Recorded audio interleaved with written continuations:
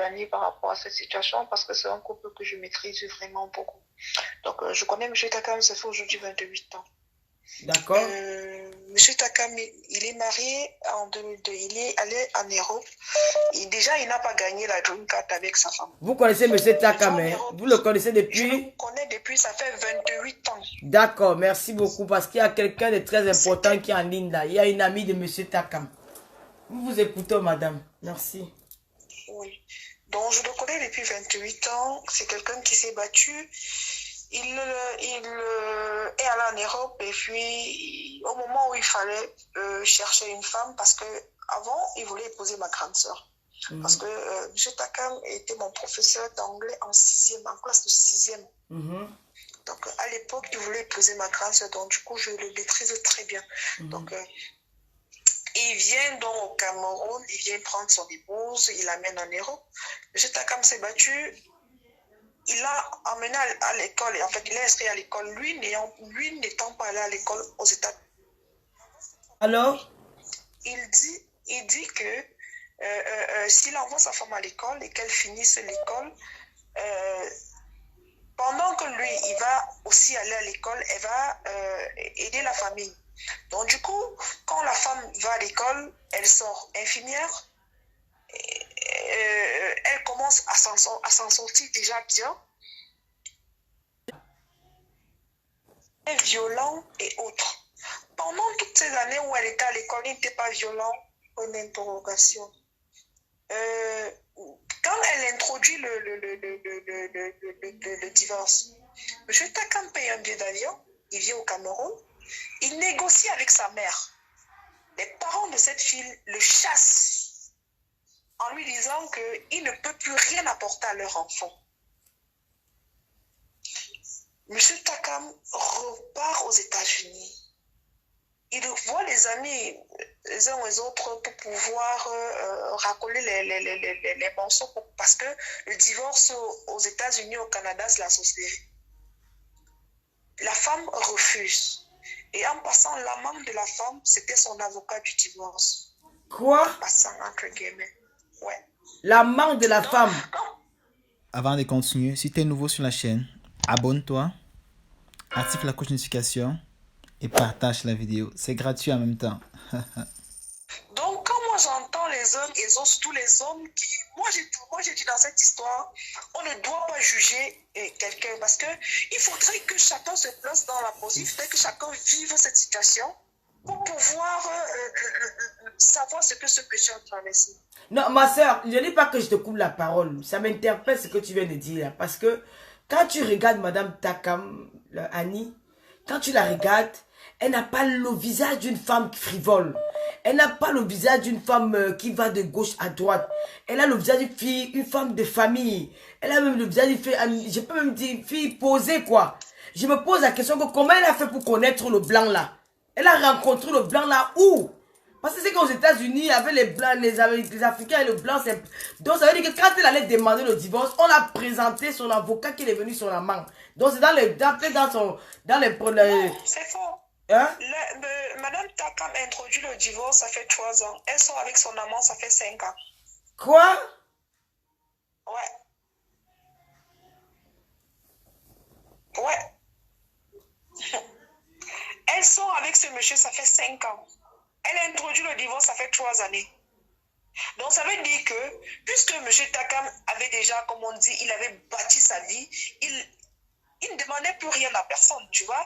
Vous voyez, donc du coup, moi, j'explique la chose, l'avocat en est pour beaucoup pour ce divorce. Oui, il a mangé le cerveau de la fille. Même quand tu vois les photos du Watt avec la fille, elle était épanouie quoi. Elle était dans la relation. Voilà. Elle était amoureuse. Elle était amoureuse de l'Européen. Elle était amoureuse. C'est le type là. Si cette fille, si Madame Takam lâchait prise, parce que et la maison tu l'as prise, tu as monté les enfants contre leur père, il doit te reverser c'est pratiquement 50% ou 75% de son revenu. M. Takam était déjà devenu un clochard. Vous-même, vous pouvez supporter, vous pouvez surmonter cela.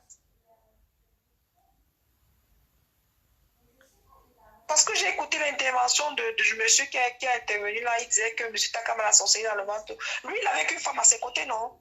Si cette femme-là lui fait ça, il va encore bavarder comme une barde là.